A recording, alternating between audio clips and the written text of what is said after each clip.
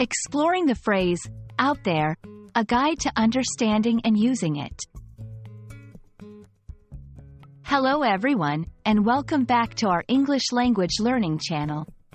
Today, we're going to dive into a phrase that you might have heard quite often in conversations, out there. It's a versatile phrase, used in various contexts.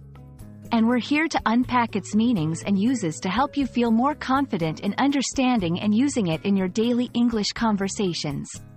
So, let's get started.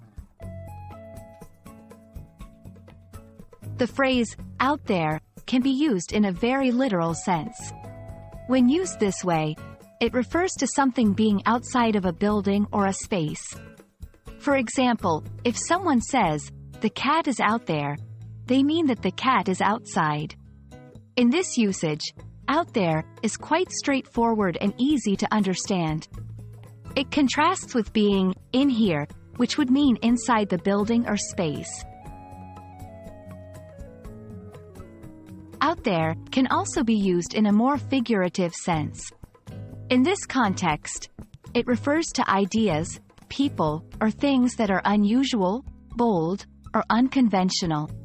For instance, if someone has a really unique and unconventional idea, you might say, "Wow, that's really out there." It can also describe someone who is very open about their thoughts and feelings, and who does not conform to societal norms or expectations.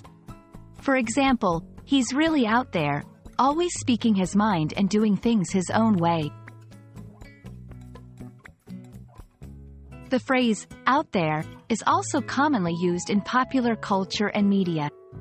You might hear it in songs, see it in movie titles, or read it in books. In these contexts, it's often used to evoke a sense of adventure, mystery, or the unconventional. Understanding these cultural references can help you grasp the nuance of the phrase and how it can be used in different contexts. Now that we've looked at the different meanings of out there, let's focus on how to use it in a sentence. For the literal sense, can you go check if the mail is out there? For the figurative sense, his fashion sense is really out there, but I love how unique it is. Practice using out there in sentences on your own, thinking about which meaning of the phrase fits best in different contexts. And that's a wrap on our exploration of the phrase, out there. We hope that this video has helped clarify the different ways this phrase can be used, both literally and figuratively. Remember, understanding the context in which it's used is key to grasping its meaning. Thank you so much for watching. And don't forget to like and subscribe for more language learning content. Until next time, keep practicing your English and stay curious about the language. Happy learning!